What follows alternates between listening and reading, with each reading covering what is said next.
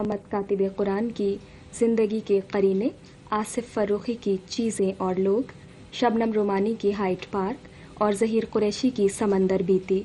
इन किताबों पर तबसरा करने के लिए हमने मदऊ किया है डॉक्टर अबुल खैर कशफी, कमर जमील, मुख्तार ज़मन और ताहिर मसूद को। प्रोग्राम की मेज़बानी के फ़राइज़ अंजाम दे रहे हैं सज्जाद मीर और ये प्रोग्राम पेशकश है ताजदार आदिल की। मुलाहिज़ा कीजिए हमारे कराची स्टूडियो से।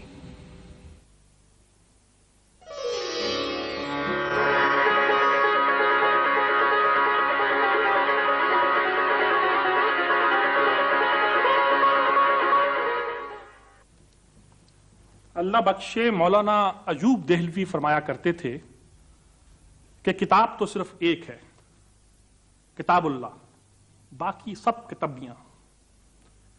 ये मेरे सामने एक किताब है जिस पर मुसन्निफ ने अपने नाम के साथ कातिब कुरान लिखा हुआ है, अली मोहम्मद कातिब कुरान। इनकी पूरी जिंदगी कुरान की किताबत में गुजरी। वो एक शेर है, नात का शेर है कि मेरे हाथों से और मेरे होंठों से खुशबुएं जाती नहीं, मैंने इसमें मोहम्मद को लिखा बहुत और चूमा बहुत। इस तरह मेरा यकीन है कि जो शख्स सारी जिंदगी कुरान की किताबत करता रहा हो, अल्लाह उसके हाथ में तासीर और खुशबू जरूर पैदा कर देता है। जिंदगी के करीने उनकी दूसरी किताब है और शायद पूरी जिंदगी का निचोड़ भी।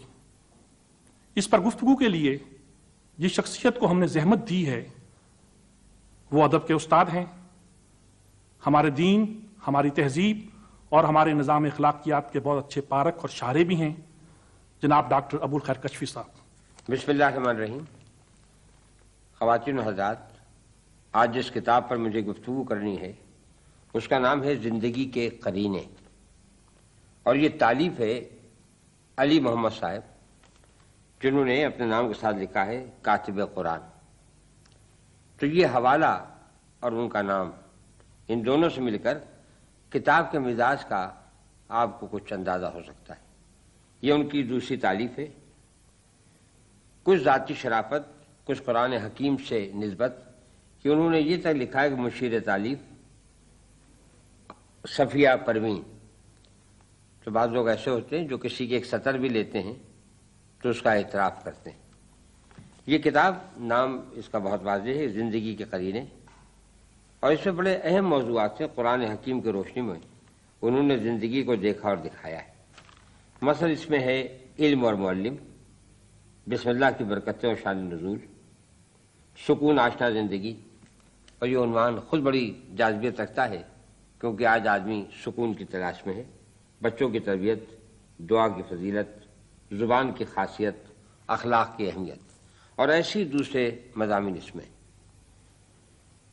दीनी किताबों की हिफाजत अपनी जगह पर है, लेकिन उसमें बात बहुत नज़री बुनियादों पर की जाती है। वही बातें, दीन से मुतालिक बातें, जब अदब में ढलती हैं तो शायद उनकी तासीर ज़्यादा बढ़ जाती है। अदब में अपनी अक्सर अक़दार जो हैं वो दीन से ली। मीर से लेकर इकबाल तक की शायरी में आप देखिए कि ये अक़दार जो हैं हुस्न बयान के साथ नजर आती। इस किताब में भी ये शख्सी उन्सुर खासा नुमाया है। उन्होंने जो कुछ पढ़ा, जो कुछ देखा, उसको बयान किया है। कुछ वाक़यात उन्होंने लिखे हैं जो उनकी ज़िंदगी से मुतालिक हैं, कुछ तारीख़ से उन्होंने लिए। तो शख्सी मिसालों से बात बहुत वाज़ेह हो जाती है। ये एक तालीफ़ है, इसमें हमारे अकाबिर की बहुत अच्छी तहरीरों का हवाला भी है। जैसे मैंने अर्ज़ किया कि शख्सी हवाला तहरीर को बहुत दिलचस्प बनाता है। एक छोटा सा इक़्तिबास मैं आपकी खिदमत में पेश करता हूँ जिससे इनके उसलूब निगारिश का अंदाज़ा होगा। मुझे दानिशवरों ने नसीहतें की और वाइज़ों ने बात सुनाए, लेकिन मैंने बुढ़ापे और कब्रिस्तान से बढ़कर किसी को नाज से न पाया। मुझे हासिदों और दुश्मनों ने सताया और मुसीबतों ने रुलाया, लेकिन मैंने अपने नफ्स से बढ़कर किसी को दुश्मन न पाया। मैंने बड़े बड़े नुकसान उठाए और ख़तरात से वास्ता पड़ा, लेकिन अपनी ज़ुबान से बढ़कर किसी को ज़रा रसां और ख़तरनाक न पाया। तो ये एक शख्सी उन्सुर जो है उससे ये मुताला بہت دلچسپ بن جاتا ہے۔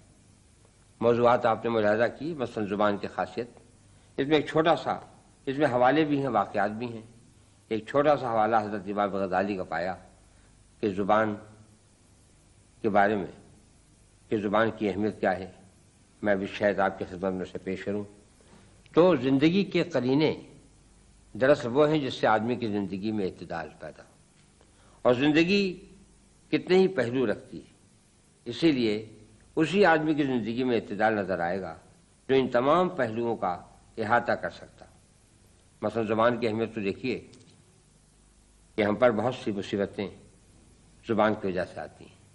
بہت سلیقے سے انہوں نے بتایا ہے کہ زبان کا مقصد یہ ہے کہ آدمی اظہار کرے، اگر اس کے پاس کوئی لغو بات ہے تو کہنے کی ضرورت نہیں، جھوٹ ہے تو اس سے پرہیز لازم ہے، اچھی بات ہے تو وہ ضرور کہے، لیکن اپنے علم کے اظہار کے لیے نہیں، بلکہ اس اچھی بات کو دوسروں تک پہنچانے کے لیے۔